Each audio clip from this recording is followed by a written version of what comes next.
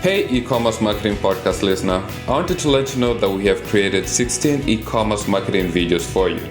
You can download these free videos by visiting ecommercemarketingpodcast.com/videos or by texting the word videos to +1 480 418 1411. These step-by-step video marketing tutorials will teach you how to drive more traffic to your e-commerce website, how to get more backlinks to your e-commerce website, and how to optimize your website to get more paid customers. Get the videos right now by visiting ecommercemarketingpodcast.com/videos or by texting videos to +1 480 418 1411. Welcome to the e-commerce marketing podcast. Today we are going to be talking about email marketing, and we have Eric Harbison from Aweber. He's the Chief Marketing Officer for Aweber. Welcome to the e-commerce marketing podcast, Eric. How are you doing? Great, Robert. How are you? Thanks for having me. I'm doing well. I'm excited about this topic just because I know email helps e-commerce businesses get a lot of traffic, sales, and customers, and you can do a lot of emails. And who better than somebody who works at email marketing software? So that's why I wanted to have you on, and excited to hear what you have to say about email and how it can help e-commerce companies. Yeah, perfect. I think specific to my background, it's been great being part of Aweber, but also I have my previous lives, I worked at agencies that were focused primarily on e-commerce marketing too. So having the experience in working e-commerce marketers across all marketing channels, specifically email, I thought this would be a great topic to cover.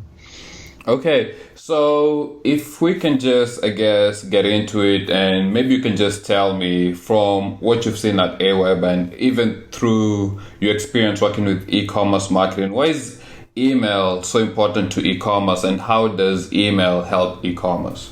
Email is important because, email as a channel or a discipline for marketers, it helps to bridge that gap between building that relationship with your prospects. And once you convert them, once they purchase from you, then it's your customers. So email is a great way to strengthen and build that relationship. But it's also a way to stay relevant through all the clutter and all the influences that exist for the common consumer. And, from a stats standpoint, over 88% of marketers have indicated that email marketing is bringing them positive ROI. So not only is it a great way to maintain that relationship, but it's also effective in growing top line and bottom line. Okay. And as far as the emails we're going to be looking at today, you just came up with, and we're going to be covering 4 emails that you actually think are the most important that every e-commerce company needs to have in their funnel. That's correct. And when I think of email marketing for the e-commerce marketer, knowing that there are some different nuances to the commerce marketer versus, let's say, the B2B marketer or some other, someone who's more newsletter focused. One thing to keep in mind with these 4 emails is that these are meant if you have a planning session or if you have limited time. I would recommend focusing on these 4 emails as a starting point. Also, if you're about to head into planning season or plan for next year, is how can you organize your thoughts and your teams around programs specific to these 4 emails, because they're all intended to help you increase your ability to connect with your customer and increase conversions. Okay, so what are these 4 emails that you're talking about? Sure. So before I get into the 4 emails, just some things to note about, e-commerce marketers is, when it comes to preparing your emails, first is be mobile ready. And I think it goes without saying that mobile consumption of emails is only increasing. And it's just be cognizant of that. Tools like Litmus and Email on Acid will help you preview your emails in these in mobile devices. So just keep that in mind. Also know that in the commerce space, consumers are conditioned for offers. Let's be honest. And I think there's also research that supports the familiarity and the expectation of brands to be sending offer-driven emails per week, per month. Is that, if that's how your customer is always going to be thinking, just be aware of that, because while they may be conditioned to look for offers, there's other things you could be doing to offset that so you don't take away from your bottom line too much. And then also that email success that I've seen is really just about context and relevancy of your content. So whether that's image, text, what have you, but just the context and the relevancy is key as we go through these 4 emails. So that's just a little precursor and just things to consider before we get into any sort of email planning. But the first thing I want to talk about is one that, with a lot of customers I talk to here at AWeber, but also in prior lives, the email that's probably the most underutilized is the survey email. When I say survey email, it's not saying that you have to do an exhaustive 15-question survey, but it's really just tied behind the notion of asking questions of your customers so that you become more intelligent about what their needs are, what their preferences are. And I think there's a whole book called Ask that I would recommend reading, but it's just a kind of a good peek into the mind of the value of survey emails and how they can help you get a better connection with your customer. Okay, the book you just mentioned, that's Ask by Ryan Levesque. Correct, Ryan Levesque, the book Ask, yes. Okay. And so how do e-commerce companies and businesses have this survey email? How do they add it to their automations? When's the right time to add it?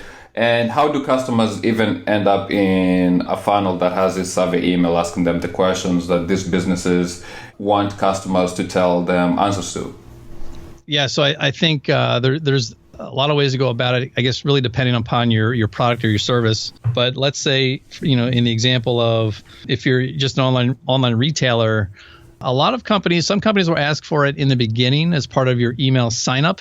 If you're registering before you purchase, they may ask some information. But when I'm thinking of the survey email, it could be something that's asked after they've already made a purchase. So what you know about that person after they've purchased is they purchased product X. So a survey email that you could be sending after they've purchased or hit a certain threshold could just be more about that product. How do you plan to use that product? Feedback on the sizing. Anything that's going to help you make better informed decisions. The one thing about survey emails, I like to say, is just make sure that whatever you're asking for, it's information that you're going to be using. Because a lot of times when working on surveys, customers think that it's just a matter of asking what comes to mind. And it may make sense at that moment, but if there's no thought around how you plan to use that information, don't ask it. So I'd say it could be asked. You could ask that question after the purchase, after a certain threshold, or if you want to set up a different cadence, think about asking, every month a specific question to your customers or your segments. Now, the questions that you're going to be asking could be tied to whatever your overall strategy is in terms of where you're going as a product. If you're looking to expand, if you're looking to go from offline to online or vice versa. So the cadence could be driven by where you plan to take your business or your product set. Okay. And with the survey email, like you said, you use it to better understand your customers and build that persona that you're going to be using to help direct how the company is going to move forward. Once you have all this information, I guess the next email you had listed is the welcome email.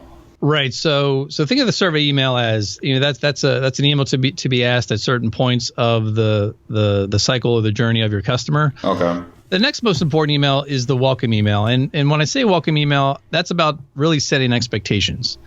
It's your first chance to say something that's contextual, say something that's relevant to somebody who just signed up, whether it's for a newsletter that you have, whether it's for the promo code offer that you're offering by saying, give me your email, I'll give you 10% off your first order. If that's the case, again, your welcome email is most important in setting that expectation.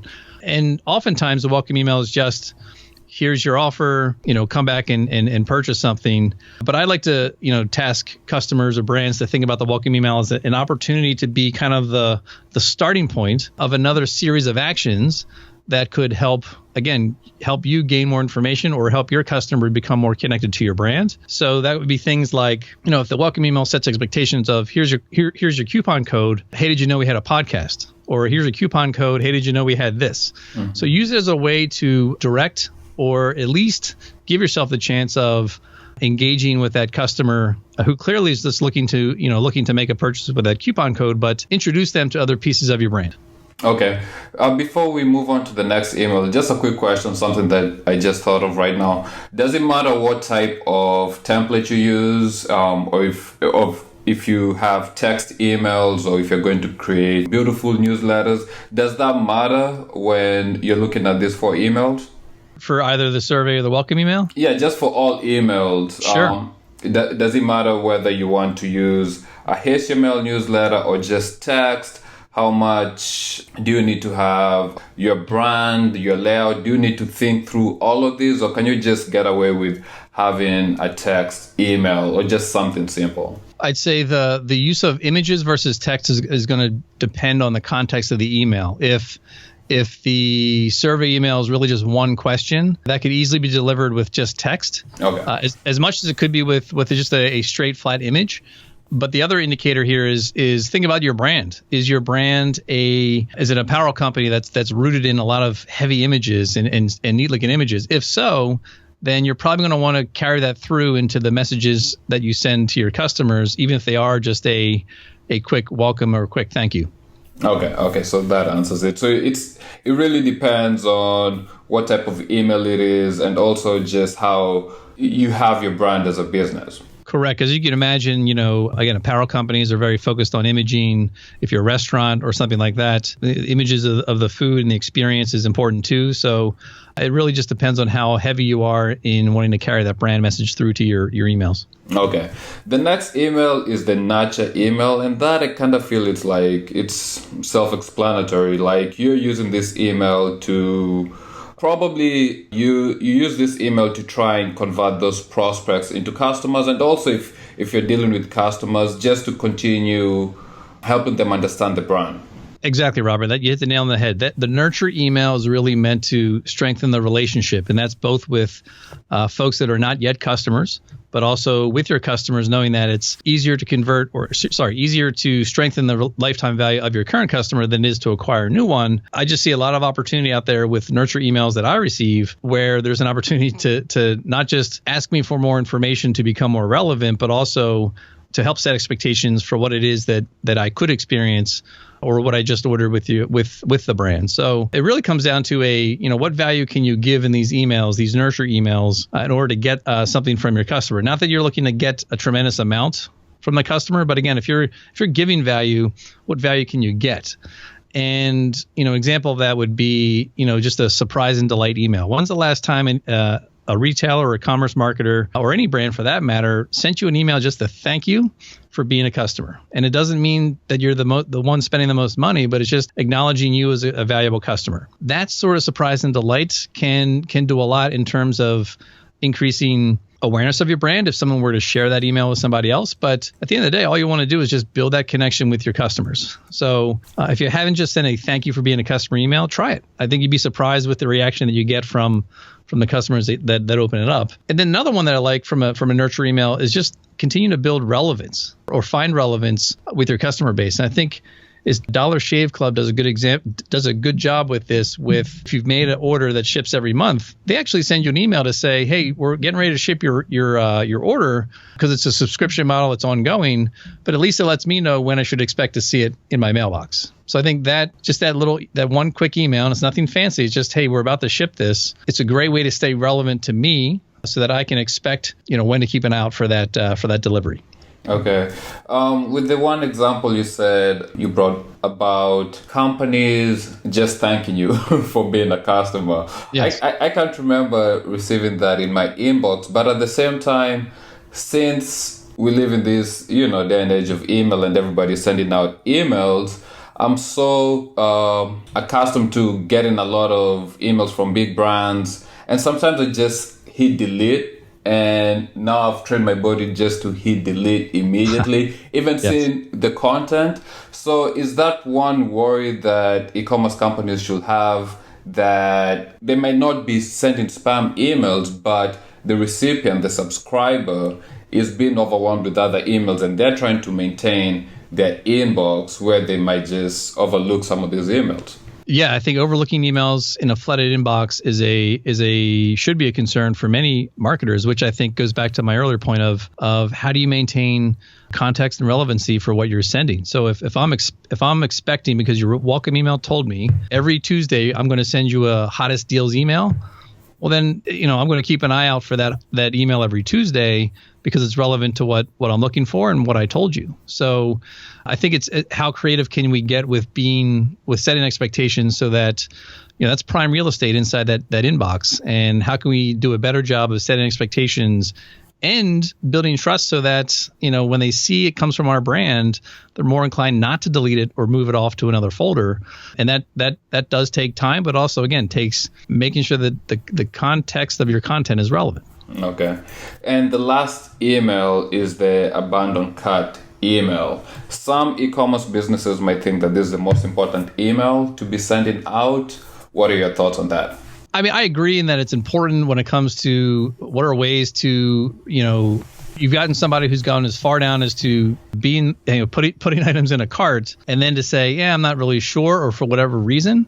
I do think in the commerce space, most important email in terms of driving direct revenue. But I have seen or have experienced emails from brands where, the intent of their email, hey, you left this in your cart, come on back and purchase, really fell on deaf ears or eyes in this case, in that it really didn't get me excited to go back and complete the purchase, even if I may have gotten distracted or left. So yes, the abandoned cart email is important, but it's about, again, the context that you're putting into that email. If it's a heavy item that will have a high shipping price, why not focus that abandoned cart email about, here's your final shipping price.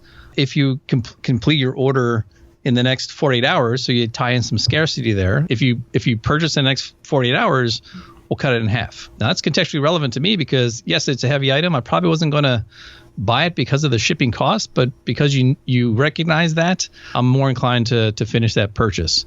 So it's really about not just the cart email itself, the abandoned cart email itself, but it's how are you being relevant to the person who just left. And if it's a small ticket item, something that's $50 or less, the message in the abandoned cart email may be something different, like hey, if you buy this, you'll need this, and you get an upsell opportunity and give somebody a chance to add something else to their cart because it's relevant to that purchase. Okay, so one thing I think that's coming through from all these 4 emails when I'm listening to you is all these emails are very important. It's important to build a relationship and send out the emails to your customers. But one thing that I'm hearing, and you can correct me if I'm wrong or you can just elaborate on it, is you need to look at these emails and see where you're missing an opportunity to convert the customer or to better communicate to that prospect. Like this last email, the abandoned cart email, it's from what it sounds like you're saying it's not enough just to send out the email with the general template that's going to be provided to you by your email software or whatever system you're using. You're saying you need to look at that email and then customize it and modify it to meet the situation for that customer when they receive it. Absolutely. I agree. And we'll add, that testing is also a very critical part of any email program. So in that example of an abandoned cart email, try one that has an offer on shipping, but maybe try another one that has a testimonial. How many abandoned cart emails did you get that just has further social proof that this is the right purchase for you to make? So you just take a look at all your emails and what's the one thing that you could test that may drive or increase results given or based on what you know about that specific customer or that specific segment, which again ties back to the ask component, which is surveying or asking the right questions so that you know more about specific segments or types of customers that you have. What about, we've covered the 4 emails. One thing I'd also like to get into, can you mention some quick tools that people can use either for the testing or maybe some resources they can look at to find examples of emails to look at? Do you have any resources that you can share that can actually help people with looking at the emails and making sure they're doing the right thing? Sure. So one site that's interesting to me, just from a stats standpoint, just to kind of get a notion of the power of email, where email is, it's actually emailisnotdead.com, and it's provided by Jordy, who's part of emailmonday.com. So emailisnotdead.com is a good resource for research. When it comes to those survey emails, so I think it's surveyfunnel.io is actually a product that Ryan Levesque has, the author of that book, Ask. So that's definitely worth checking out. When it comes to the one question survey, so net promoter scores, how likely are you to promote my product to a friend? And that's basically someone ranks you from 1 to 10. There's tools called delighted.com or Ask Nicely, and it's nicely, it's basically asknice.ly. These are two tools that let you set up really quick, really fast, one question Net Promoter Score emails that can help get a good sense of where your customers are and their willingness to promote you. Okay, Eric, I really appreciate having you on. If people want to reach you, how can they get at you? Best place to connect with me would be Twitter, and my handle is at Eric Harbison. That's ERIKHARB as in boy, ISON, or you can find me on LinkedIn. Okay. Usually at the end of the podcast, I always ask all the guests if they can share one thing that they think the listeners can do right now to actually help their business grow, get traffic, and get more sales. I would say survey your customers. Survey your customers. Okay, Eric, again, thank you for being on the podcast, and I really thank you, and I enjoy everything that you've shared, and I think a lot of people are going to find a lot of value out of this. Great. Thanks, Robert. Thank you for listening to the E-Commerce Marketing Podcast. Join the E-Commerce Marketing Podcast Facebook group to learn, connect, collaborate, and grow with other e-commerce marketers at ecommercemarketingpodcast.com/FB. ecommercemarketingpodcast.com/FB. Subscribe to us on iTunes by searching for E-Commerce Marketing Podcast, and please leave a rating and a review. Thank you for listening. See you next time.